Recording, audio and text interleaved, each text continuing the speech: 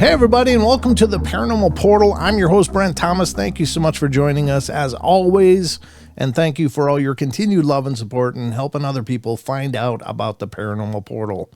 We've got an epic show for you guys today. I am joined by a wonderful guy that I've known for several years in the community. He's appeared on my show before. You may recognize him if you're familiar with the back catalog, but if not, you're going to love this interview. Ladies and gentlemen, I have Eric Mintel of Eric Mintel Investigates with me here today. And if you're not familiar with Eric, he is an author as well as an investigator. His new book is out, and it's called Eric Mintel Investigates Casebook Investigations. So you got to go out and find that, and we'll get into more about that, as well as Eric is the host of his own shows with Eric Mintel Investigates, where they go out and do investigations. And he also has a podcast and YouTube channel, so look for him out there and give him some of your love. Hey, Eric, how you doing, man? Thanks for coming on the show. I am doing great, and thank you for the love, Brent. I appreciate that. We definitely need all the love we can get. Just group hug. Yeah, exactly. So a paranormal hug. Absolutely. So I know you've probably talked with this about me before, but I always start with, how did the journey start? How did your journey start into all this weirdness and wonder?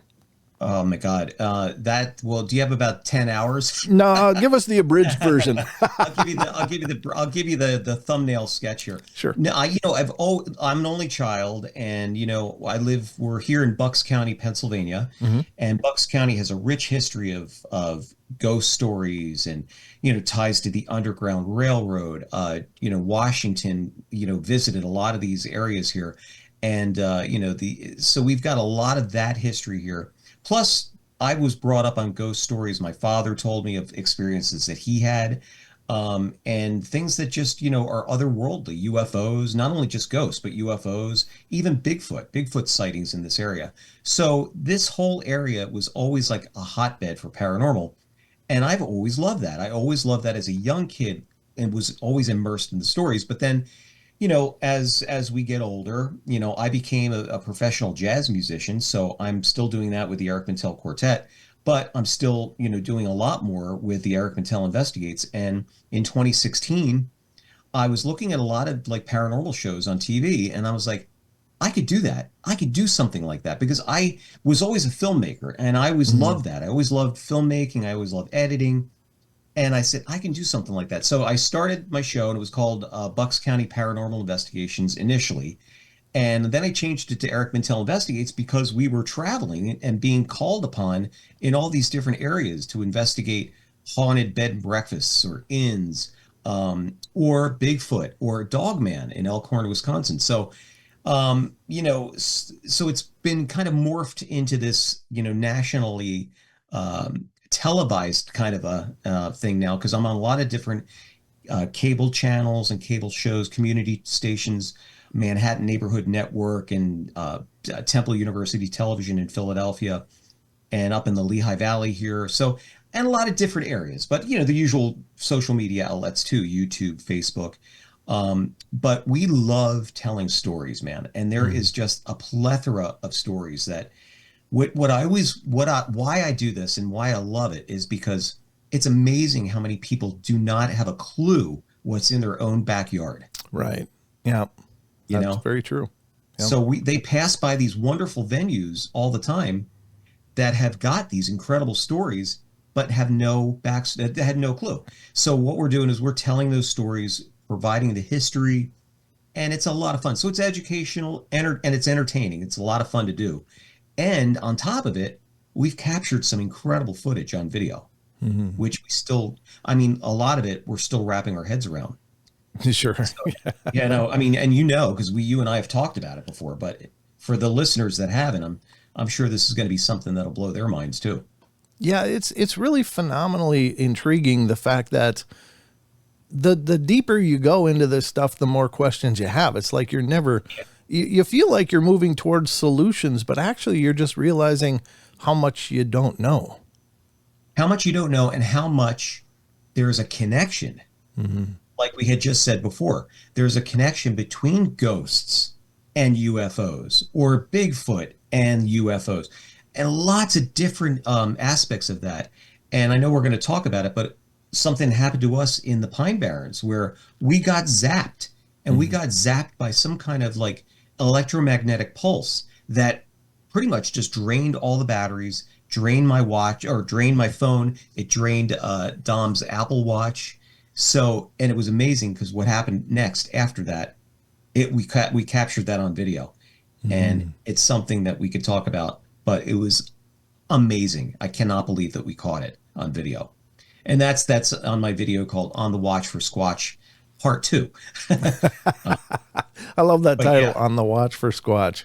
Yeah, a lot of people don't know that about the Pine Barrens, is that there's actually, of course, everybody hears the Pine Barrens and you think of the Jersey Devil, but there's actually a lot of reports of Bigfoot activity in there. There is, and the thing with, and I don't want to piss any Jerseyites off, but there's the Jersey Devil, but the Jersey Devil has always been very hard to identify because you have so many inconsistent reports. Yeah. Basically people see a huge winged type horse looking creature. Others, it could be as small as a turkey. Others, it could be as medium-sized dog, something like that. So that to me was always it was always different. There was always different reports. But with Eric Spinner, who's done a lot of research of Bigfoot in the Pine Barrens, getting reports of these creatures going into neighborhoods, taking the garbage out of the garbage and bringing it back into the woods, and these people seeing these things walking on two legs and going back into the woods. And it's not people, and it's not a bear. Yeah. So, and then there's highway crossings. People are getting those all the time. We up here in Bucks County, maybe about a year and a half ago, father and son were driving on 611, which is right out here by me, and they saw an 8-foot shadow cross the road. Oof. And then we've been having some huge Bigfoot sightings over the last few years here. We're going to be doing a video today, and it's for a haunted antique shop. But the guy that's one of the owners, Tim, he had a huge Bigfoot encounter in Bucks County here where he had a deer thrown at him. Oh, my God. Wow. And all these growls and everything. And it was early in that he couldn't see it. He couldn't see it, but he heard it. He had the deer thrown, and it was physically there. I mean, it was there. But it's a fascinating case that we're also looking into. And it's the thing is are these things able to cloak themselves? Right. Because we've heard so many reports of people that just don't, it's there, but they can't see it. It's like a deer, how they blend into the environment. Oh, sure. Yep. So that's one thing we're looking into, but it's just fascinating. And listening to his story, I'm pretty good at discerning the truth from the BS with people. But this guy, man, is just, he's spot on. You could hear the crack in his voice, goosebumps. It was just something that profoundly affected him. And that's what we do in a lot of these investigations. We interview a lot of witnesses that have had Bigfoot encounters, UFO sightings, dogman encounters. And it's made such an impression on them that they will never forget it. It's like they were right. It was like yesterday. So, if you don't mind, can I ask a little bit about that experience with that guy having the deer thrown at him? Yeah, that was, I think it was back in the mid 80s, probably in the mid 80s. So it wasn't recent, but it was in the mid 80s. Sure. Now, this guy was an avid hunter. He won't go hunting again. He won't go back there. Sure. That's how it, and he went up there. First couple of times he had gone up there, he had heard these growls and these screams. And and he didn't know what to make of it. He just thought, well, maybe there's a dog out there or something. He didn't really put too much into it. Next time he went up there, same thing happened. But then more things are happening. Trees are getting knocked over, and he's hearing more of the crack of the branches and stuff. Then I think the third time that he went back up there, that's when he was getting the screams and the growls, and that saying that this thing was saying, "Get out of my area. Yeah, this is my territory." Yeah, and it's a similar thing that happened to us in Elkhorn when we were investigating the Beast of Bray Road. But he was just absolutely just, gobsmacked as far as that goes. Like when this thing threw this deer at him. And then he also said that he took his boots off in the woods to try to goes quieter. And when he took his boots off, the thing completely quieted down. Really? And it's almost like it knew he was onto it. Like Tim was onto it. So, but he just did not ever see it. He Did heard it. yeah? Did the was the deer like a fresh kill, or was it rotten, or didn't he I wait think it was. around to look? I think it was a fresh kill. That seems so interesting to me because you imagine, I mean, that's how they live. Yeah, And it's not like they got drive-throughs. They're, when they get exactly. something, it's got to go, back for the But family. I'll ask Tim because I'm going to see him tonight. I will. Don't quote me on that. Okay. That could have been an already killed type Like a, thing. like a So rotten carcass or yeah. something. Okay. So I'll ask him about that. Yeah. And I'm not saying it's impossible. Maybe it just gets so No, it upset, makes sense. you It know, makes sense that yeah. Why would they throw their food source? right. That is, unless it was like, okay, here, take this and get out of here. Maybe something like that. Get off my lawn. Yeah, exactly. Exactly. So I don't know. It's a very curious encounter. So that is amazing, though. I think that people that have those kinds of experiences, I certainly wouldn't want to jump in their shoes. But when you guys did go up and look into the Beast of Bray Road up in Elkhorn, and can you talk a little bit about that? Yeah, that was in October of 2021. So pretty recently. And we had met with Lee Hampel, which I'm sure you've had Lee on your show. And Lee's a phenomenal guy, Yeah, he is. and he's just so down to earth. Him and his brother Fred are just awesome guys. But so we went there, and Ellen Collins, thank you, Ellen. She put this video and was able to pay us and get us out there and made this video happen. But we get out to Elkhorn, met with Lee, and showed us all these incredible pictures of just all the evidence that he's got on his property. And his farm, it's about 2/10 of a mile from Bray Road.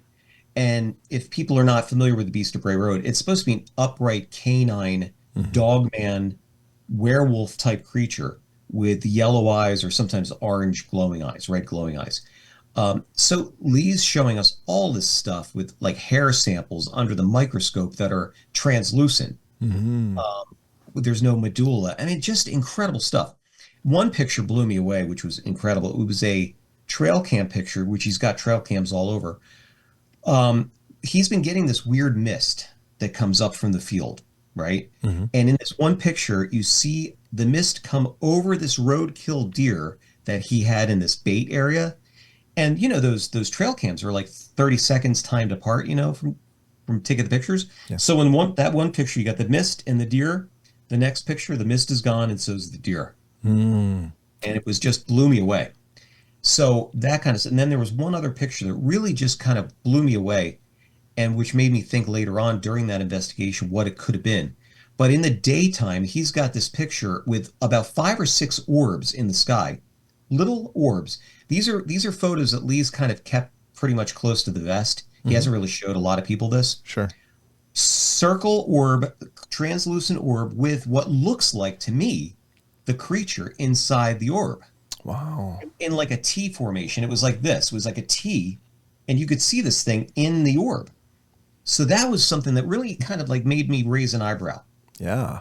And then we get out there. Now with me was Dominic Sattel, my spirit medium, completely out of his wheelhouse as far as hunting cryptids and hunting a werewolf.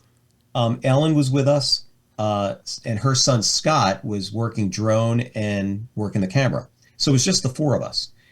And so I said to Lee after the presentation, I said, Lee, can we go out and investigate, and do a night investigation? He said, absolutely, just be careful.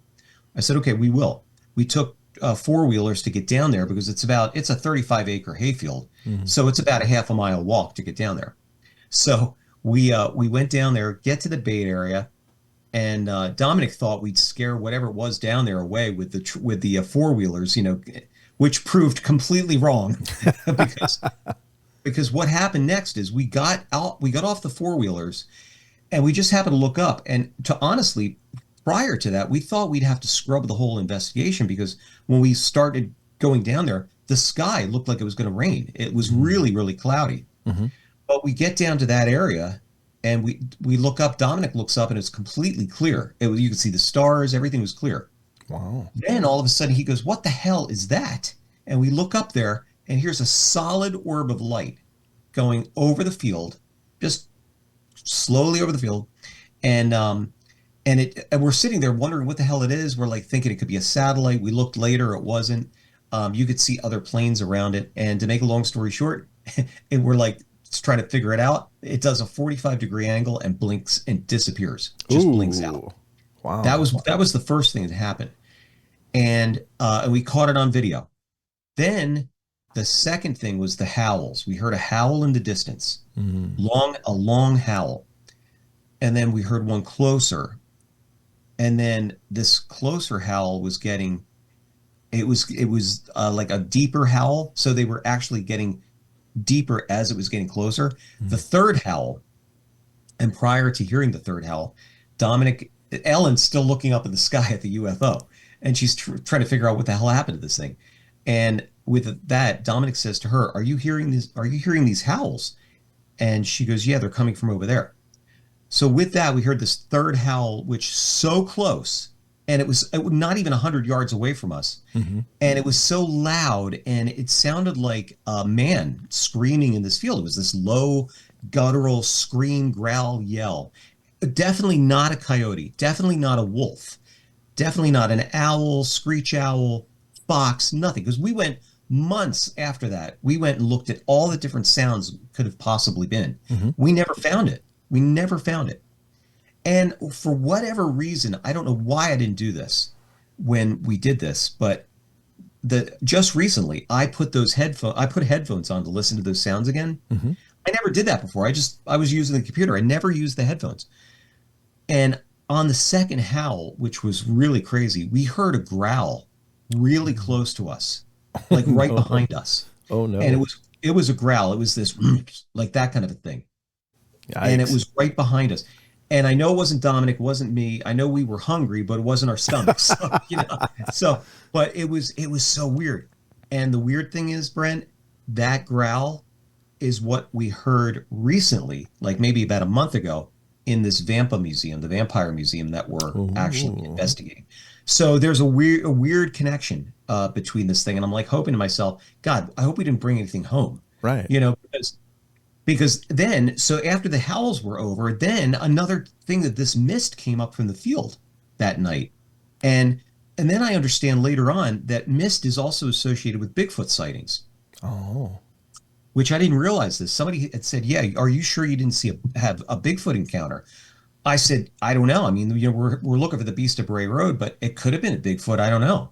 But this big like mist came up and it was messing with our electronics, Oh which was geez. really weird. It was like we had little Cinco microphones that are like tiny. They're like that big, and you clip them onto your lapel. Mhm. The sound of this howl was so much louder when on site Yeah. that it was able to pick that up. That's how loud it was. Wow. Um, so that was that. And then, oh my God. And then we get back to the hotel. We're recapping the whole thing. And then wouldn't you know it, man, the whole town of Elkhorn loses power that night. Really? Wow. So there was something we hit the trifecta of like paranormal activity. And to be honest, Brent, I was not looking for it. I was not looking. I didn't think we were going to see anything Sure. or hear anything. I went out there thinking, hey, we're going to get a great documentary. And I didn't even have any protection either. That was my stupidity because we were in a pretty dangerous situation at that point. Yeah. And I didn't realize it. I mean, that's really just being honest with you. I did not realize that because it changed my whole perspective on what's out there. Um, and then the following week after that is when we did our investigation of Bigfoot in the Pine Barrens. Mhm. So this was a week later, and again, I mean, this stuff I had to say because and you know this too. I've said this before, where some of the Bigfoot shows I see, and no offense to any of those guys, but I always see these guys whooping and hollering, and I'm like, man, is that what they really sound like? And I'll be damned if that's not what we heard in the Pine Barrens. Really? Huh. So we were about 5 miles into the Pine Barrens, on in an area in the Wharton State Forest, in an area called the Bowl. Just like it sounds, it's high on the sides and low in the middle. We were in there in base camp about 600 feet into the woods, and we set up base camp. And Art and Dominic are talking, and all of a sudden, oh, I heard it, and Eric had some high-powered mics going. Eric Spinner was with us. Um, and we stopped everything, listened to it, and we heard it. it was there. So Eric's wife, Heather, decides to answer it back, and she's whooping. She whooped, and it whoops back to her. Oh, And she whoops. It whoops. She whooped 4 or 5 times. This thing came back and forth. It was the most spookiest night. And then it was getting further and further away. Then we heard this huge rustling sound going behind us, like this big rustling, because there was no wind. And we're thinking to ourselves, well, could this have been Mama Bigfoot going out to get the juvenile? Because that's what there's been a lot of sightings and reports of these juvenile sized Bigfoot. As crazy as that sounds, it happened. I mean, it's all on video. And yeah, and there was no one down there. I mean, there was no houses. It's nothing but thick, dense forest for, I mean, thousands of acres. wow. It's incredible down there. Yeah, I think a So, lot of people are surprised by that. You know, you think of New Jersey and you think, oh, it's just this urban, jungle, but it's not. yeah, There's the Pine Barrens are enormous. enormous. I mean, it's a scary place. You can get out of that. When I got out of the car that night, I was like, wow. And we had just gotten back from Elkhorn, so I was still reeling from that. But we got out of the car, and man, a big sense of isolation hit me, like this. Like, wow, we're like, if something happens, there's nobody here to help us. It's like we're done. And so then we had that happen, and then those guys stayed a little longer. We did some tree knocks and things like that, but we didn't get any responses. But we did hear some howls and things like that, which could have been coyote, but this whoop was unbelievable, man. It was incredible. And then we did last year. We kept saying, oh, we got to get back and do a follow up, and we never did until last year. And we did a follow up, which was we did On the Watch for Squatch Part Two, and it was the same area. And I wanted to go back there because prior to that, in July of last year, and actually July of this year, they had fires again down there. They had wildfires down there. Okay. And Eric was thinking, well, let's go to another area because this, and I'm like, no, let's go to this area because we had the activity before. Something's down here. Let's just go there. So we decided to go there, and he met us down there. And again, it was me, Art, Dominic, Eric's wife, Heather, same team that was there in 2021. Okay. This time around, though, Brent, we brought Dominic out in a different capacity. We wanted to see what the paranormal aspects would be of Bigfoot here in the Pine Barrens, or in the Pine Barrens. Eric's idea was, could Bigfoot be a ghost? Is that why you're not seeing him? Or is it traveling in and out of portals, other dimensions of realities? Anyway, so that was like, we brought Dominic out with that. But what I found really, really interesting on this particular investigation was the way Dominic and Art had this. Dominic devised this way, and I don't know if any of your listeners will understand this or connect with this, but Dominic devised this way that Sasquatch is so connected to Art that Sasquatch is actually seeing through Art's eyes and vice versa. And the only reason I'm saying that is because what happened on the investigation kind of warrants that ideal or that idea. Okay. We're sitting there in base camp that night. We're back here. Now, this is September 2nd of last year. And we're sitting in the same base camp, same area, talking about what we experienced the last time. All of a sudden, Art and Dominic are talking again. And then Art stops. Art's been going through some cancer treatments, so he's got to take some medications and stuff. But to look at him, you wouldn't think anything's wrong with him. But he's getting through it. Sure. But he just stopped and said, "Hey guys, I don't know if it's because of the medications that I'm taking, but my heart is really racing right now."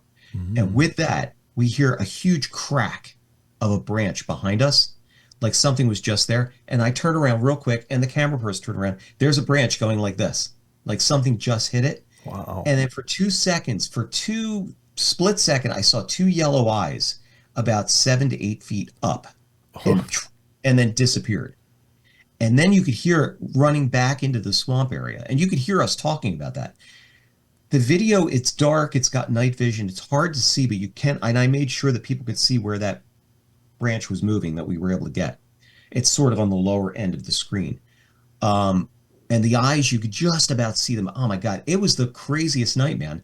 And we were getting all kinds of really crazy activity after that. We were getting red pinpoints of light in the woods, and Wow. and that's, people have been talking about that too. These little red pinpoints of light and lights in the woods, like, for all intents and purposes, like UFO lights. So Wow. again, there's that connection with Bigfoot and UFO, Hmm. or Dogman, or whatever it was there. Yeah. Yeah. It's amazing how these phenomena bleed together, and it's not always apparent which one you're dealing with, whether it's Right. some kind of ghostly encounter or some kind of cryptid encounter or extraterrestrial encounter or something else entirely. It's just Right. so amazing to me. And that was one of the big epiphanies of my journey into all of this, was that, wait, I can't tell you how many times I've read alien encounter stories and been like, my God, that could be a haunting. It just, the Yeah. things that happen are so consistent with what people report in hauntings. And then these cryptid reports where there's this such a supernatural aspect to it. And I can't pretend to understand any of it really, but it is fascinating.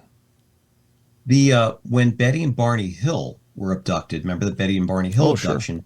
After they got back to Portsmouth a few days later, they experienced some kind of poltergeist activity in their house.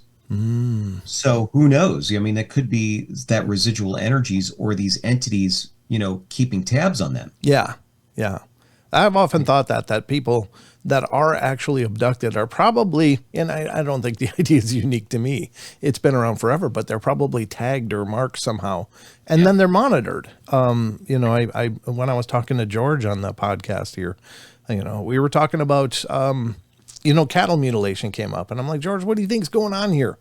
And he's like, well, I think it's them doing long-term experiments. And so every once in a while they dissect a cow just to see what's going on. For some reason, they're watching something. And so maybe the same thing is true for abductees, is that then Yeah. these people become the subject. And that's why maybe it follows generational lines as well. That's what I always thought too. And we're of the same thinking that way, because I'm always thinking that, in our research, we're like, well, people, it seems, that are picked Hmm. to experience these experiences, or it's generational, and it's been in their family lineage, and it just continues that way. So that's the fascinating part about the whole thing. And that's why, I mean, a lot of times we're leaving with a lot more questions than answers. We're getting there, but it's like, oh my God, like an onion, you're peeling, and it just keeps, Yeah. the layers just never end. Because I think this stuff is basically demonstrating reality to us, or at least the true nature of it. So, I mean, again, and I've said it on pretty much every interview I've ever done, but it's like, we have this concrete idea of what reality is. It's very rigid and has rules and stuff, but then this stuff comes up and it changes everything. And so I think that's it. The onion that you're talking about is just the nature of reality in its purest state. Yeah. And I love the fact that we are actually having a conversation about that now, Hmm. all over the world, because the government's kind of coming out and saying, hey folks, the UFOs that you're seeing all these years are real, we just don't know what they are. Right. And they don't seem to be posing a threat. Right. They may just be curious about us as we are about them. So but we also have to figure out what's flying in our airspace, that we don't want to have any midair collisions or anything. Well, now that's another question I have for you, because, we don't know anything really about all of these varied phenomena that you're looking into. Aren't you, I mean, you had mentioned that you had no protection before and you realized that was a big mistake, but when you're doing these things, aren't you thinking, look, every one of these situations could go bad in a blink? Yeah.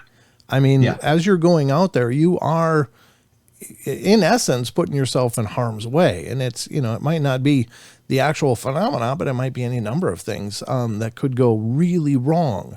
So Well, when yeah. when you heard that cracking and the branch was swinging and you saw those yellow eyes, didn't you think, uh-oh, or did you think, oh cool? Where were you at with that? I was at I That was the first time I did get kind of jumped up. Like, I felt like, ooh, what's going on here? Whoa. I was like, whoa, whoa, whoa. Yeah. And when I do that, I know that I'm on the edge of, like, not the not the fear or flight kind of a thing, but like what is, we're getting close to something here. Let's be careful. When I was in my teens, I got attacked by two Dobermans. So Ooh, like ouch. yeah, it was bad. And and whenever I hear growling, that kind of guy, puts me into that PTSD mode. So it was similar to that. When I heard that, it was like, whoa, you get it, you're like that. But yeah, you're right. We were in harm's way, and I should have had, we should have had protection, but we didn't because I just, I don't know. It's like, I don't know if it's blind faith or what, but we like to keep ourselves like in this bubble of protection, Sure.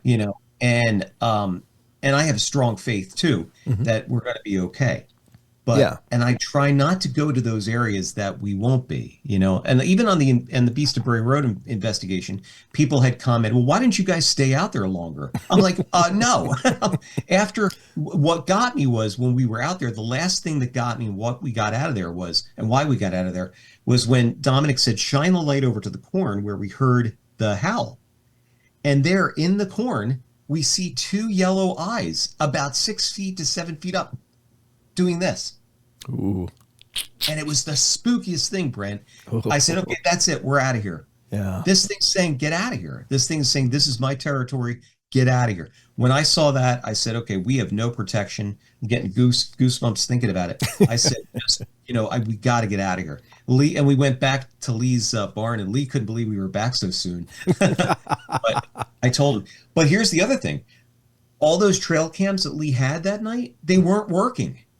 They stopped Oh. working at like 5 o'clock, and then Lee told us that the next day, and it's like something turned them off, and then they turned on 7 o'clock the next morning, and there's no pictures of us on his trail cams out there, and I had baited this area earlier in the day with steak bones, and they were gone too. So but Mm. anything could have taken that, but it was a crazy night, man. I mean, and then we're talking about the Beast of Bryn Athyn, which I didn't realize. Me and Tom Carey. I'm sure have you had Tom on No, your show yet? no, but I know of Tom Carey. Sounds like a wonderful Tom's guy. great. Yeah. Tom would be a great guest too. He's a phenomenal author. He's the guy for Roswell. He's the Roswell crash guy. But he's also now gotten into Dogman. Oh. Tom is Tom is into the dog man like a dog sinking his teeth into a meaty bone, man. He's not letting go. He loves this stuff. Wow. And he got into this because of these reports that he had gotten of this Beast of Bryn Athyn, which is a suburb of Philadelphia. Okay. And a lot of people are seeing this same dog man type creature as they're seeing an Elkhorn. It's the same. When it's on two legs, it looks like it's gliding. When it's on four legs, it looks like it's really fast. We didn't talk about the follow-up we did in Elkhorn. We did a follow-up in April of 2022, and people were describing, but we didn't encounter it this time, that time, and I'm kind of glad we didn't. But what we did have was a town hall meeting, and over 140 people showed up to tell their story of seeing this creature and describing the same thing. And then when we're doing this Beast of Bryn Athyn, they're describing the same thing. So it's really, there's a real major connection here. Sure. A friend of mine said, maybe this thing is traveling in portals, and maybe you should do a experiment where if you're getting a dogman sighting in one area and you get another dogman sighting in another area, see where those are and how they correlate and in what parts of the world, Sure. Sure. So I don't know, that would be a pretty huge undertaking, but It would. Yeah. And unfortunately, you can't always. I mean, a lot of encounter stories can be like decades old. When you look at like even the BFRO and other repositories for reports, it's like, well, this happened 15 years ago. It's like, oh, which is fantastic. I'm glad that people finally talked about it and put the information out there, but it's not recent enough that it could be looked into. And I think that's a big takeaway too, is that, if and it's up to the individual, but the more prompt anyone is in reporting what they've experienced, where they've experienced, how they experienced it, the more tools that we can apply to that to look into those kind of things. But yeah, it's tough. It's amazing, man. Yeah, and it's the reports. You're right. And even with today with the AI and stuff like that, and all these videos that are out there, it's like everything is so fake. It's like there's so much fakery going on, And it ruins the research that we're doing, guys like you are doing. You're out in the field like we are. You're out as much as you can. Yeah, not as much as And I'd like, but you, yeah. yeah, I know, right?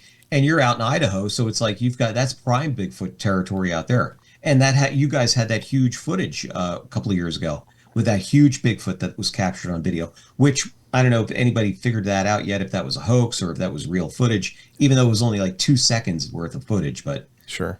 Yeah, it was amazing. I haven't But heard either whether it is or not, but yeah, I mean that's kind of the beauty of what's going on and what we're doing. Hopefully, we're giving people a platform to feel like it's okay to come forward first of all and yeah, discuss these things. Because I mean, again, my hat's off to you guys for going out there as much as you can and recording this stuff and doing on location stuff. I'd love to do that, and I do that when I can, but I think that the awareness is raising and. Things like your book, I think, are also valuable. So can you talk about your book a little bit? sure. I did this book, Casebook Investigations. It was a long time coming. I actually, wanted to write a book about a lot of the cases that we've been on since I started. And so, we talked about the Beast of Bray Road in there, talked about a lot of these other cases, Bigfoot in the Pine Barrens, Beast of Brynathan, and some of the ghost encounters that we've had too, where a woman that we were doing a video for in her house for this farmhouse, because they have a architectural salvage company that's attached to the house. In this house, this woman got bum rushed by the spirit, and literally we caught everything on video. Oh, She wow. she had a huge meltdown. And I had said to Beth, I said, Beth, do you really want to have this on there? I mean, it's pretty. She's like, oh, no, if that's the way it happened, we have to keep it that way. I remember watching that video. Remember that? It was Hmm. just insane, man. So, things like that. And I always blame it on Dominic because, like, 20 minutes into it, where like stuff is happening. Sure. Recently we just did a video for a haunted jazz club, believe it or not. So it was right up my alley, Oh, cool. up in Old Lyme, Connecticut, for the Old Lyme Inn. We're having a premiere of that up there on the 3rd, I believe it is, of October. And we caught some incredible footage on video. And another really weird anomaly people will see in the video too, toward the end of the investigation, which was just blew us all away. So it's stuff like that you can't you can't write this stuff. Right. That's why we go in unscripted. It's like we're going in. And the other thing is too, I have a lot of the history that I know of these places. Since I'm not like Dominic, I can't go into these places and feel those spirits like he does. So I'll get all of the knowledge, I'll get all the history, any of the paranormal history, keep it to myself, wait till he gets into the location. And if he's going to those hot spots and he's telling me what he's feeling, then I'll warrant whether or not it's okay to tell him what I already know, Sure. and kind of guide him in a certain direction. But yeah, so that's what's going to happen tonight, and I know a bunch of things that have happened in this place, so we'll see what happens with that. But um, I just find it fascinating, Brent. It's just like the stories and the great folks that we talk to. The Hmm. people are awesome. That we talk to that have got these stories, and like you just said, man, I'm so glad that we're in an environment that people are open to talking about this stuff. That's why when I wrote the book, I put a lot of the witnesses that had UFO encounters, and I put them in by name because they didn't care about being called out on, because they wanted this known. Sure. And so people can find this on Amazon. It's on Amazon.com. Eric Mintel investigates casebook investigations, stories, encounters, and otherworldly contact, and all true cases that happened here, including my own ghost encounter, which I don't know if I told you about this, but the lady in white. I was going to a gig in 1997, and I had my old Toyota, and I'm barreling along down this back road. It's like November of '97, so it's dark early, and it's a little slick out. It had been rain, and I'm going down this back road on Pine Lane in Bucks County. Nothing but woods, dark. All of a sudden, I'm going 60, like I'm going at a pretty good clip. Boom, a deer runs out and I hit it. I'm like, Oh, oh my God, I felt terrible. yeah. I hit this thing, and I slid like 60 feet together. It just came to a stop. I get out of the car. I'm like, oh my God, I felt so bad. And and I'm a piano player, keep in mind. And out of the woods behind me, I hear a woman's voice say, "How's your hands?" And I did one of those things, like that. And I'm like, yeah, exactly. And I turn around, here this woman comes out of the woods in white, stands in front of the car where the deer is. Now, when you see a person in front of your car headlights, you know how that's like, they're kind of like silhouetted out? Sure. That's what she looked like to me. And she goes and reaches down to the deer, which is a 200-pound deer. And I had a little damage to the front of my car, but my car was drivable. But she reaches down, grabs this thing by the ear, and drags it off the road like it's nothing, like it was light as a feather. And then says to me, "Get in the car and get out of here." Oof. And I split. I went, told the guys what happened. They were like freaked out. I went back, and my whole hood of my car was all dented in. Sure. So I went back the next day thinking maybe there was a house back there. Maybe there was a person that lived back there. That's why they spooked the deer out, and that's how I hit it. But I went back there, no houses, nothing but woods, all woods. I mean, there's houses now since then, but it was, and the deer was gone, Brent. It was unbelievable, man. So that's in the book as well. But it was just, I mean, it's insane. And my father had an encounter with this person too, early on in the 70s. He was, to make it a long story short, my dad liked to party. He was an alcoholic, but he swears to God that he was like stone sober this night. And he came home. We used to live in an area in Upper Black Eddy. And we used to live right across from the Delaware River. We're washing across the Delaware. So we lived across the street from the Delaware. And he had a habit of coming home late at night, 2 a.m, sometimes, weekends. And he had a little hibachi grill that was on the porch. And he lit that up and started cooking a steak. He was hungry, so he's cooking a steak. So he's sitting there waiting for it to cook, and he's listening. And he looks over at the water, and he sees this white figure, like just coming down the water, like something white on the water. And as he's looking, he sees it's a woman floating on the water, these like long robes and hair.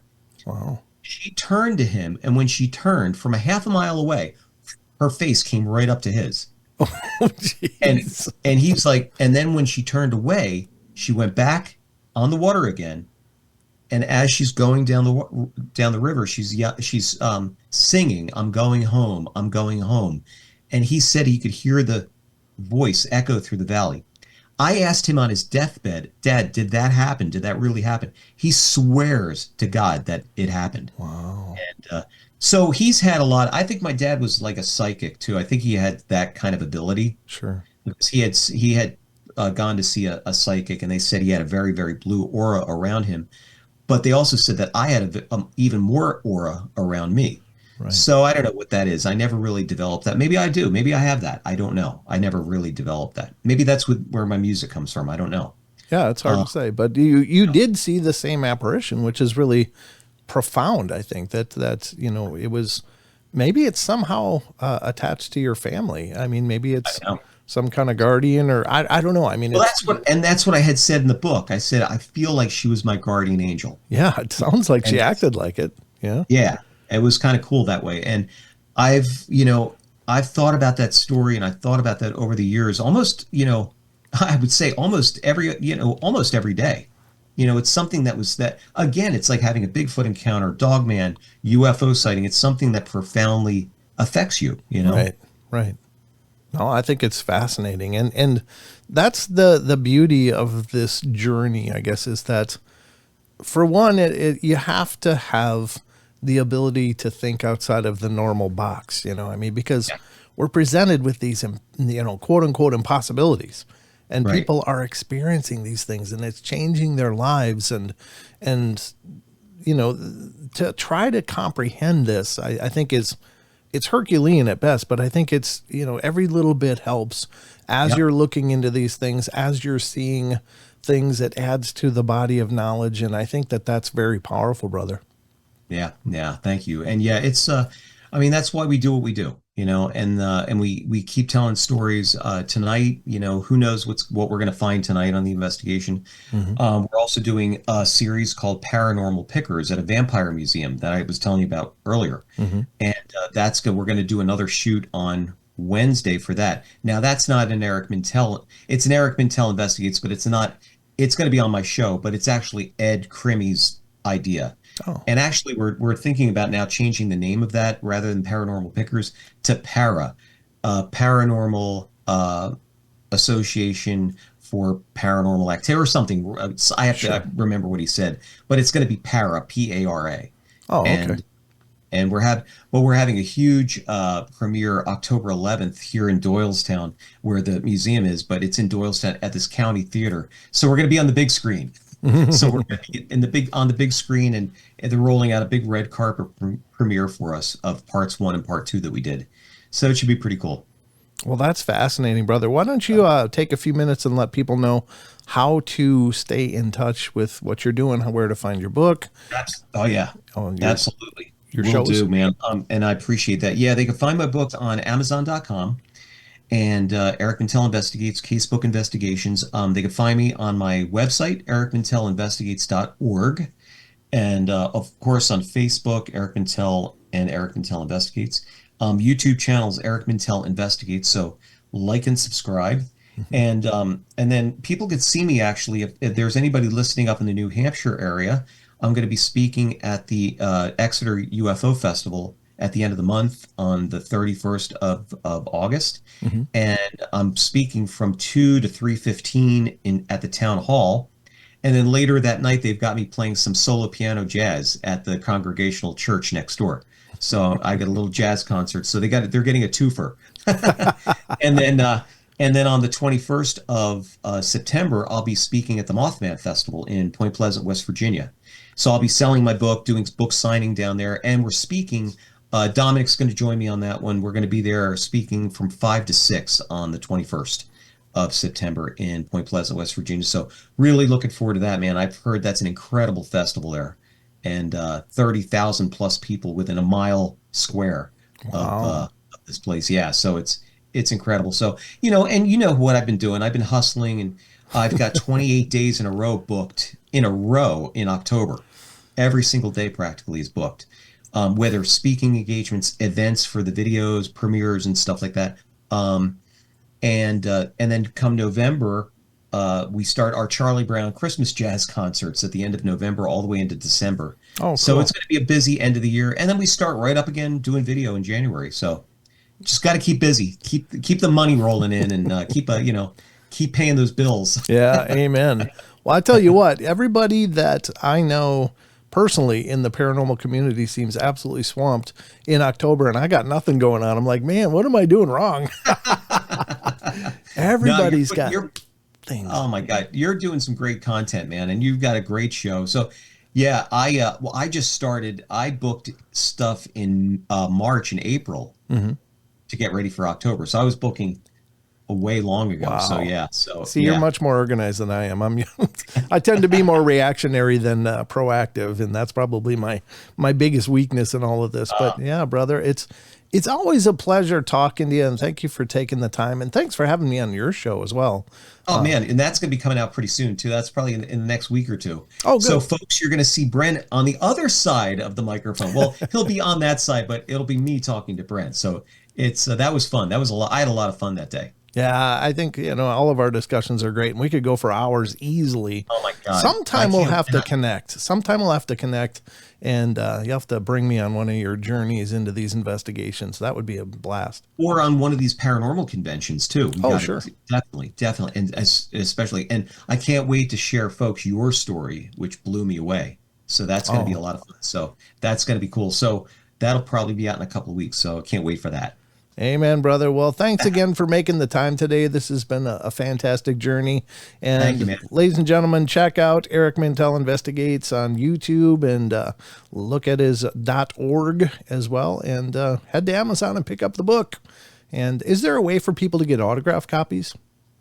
They could. If anybody wants to wants me to autograph it, send me a message on email is em as in Mary Q jazz @gmail.com. I am going to be having books delivered here, and if they're interested, send me a message. I will sign it, and then they can either Venmo me or whatever, and then I can just get it right out to them in their address. So outstanding, brother. Well, yeah, thanks again, man. It's been a pleasure, and we'll continue to figure out paths where we can come together. Absolutely, man. And we'll keep, searching for the truth too. Absolutely. All right, brother. Take care. Thank you, buddy.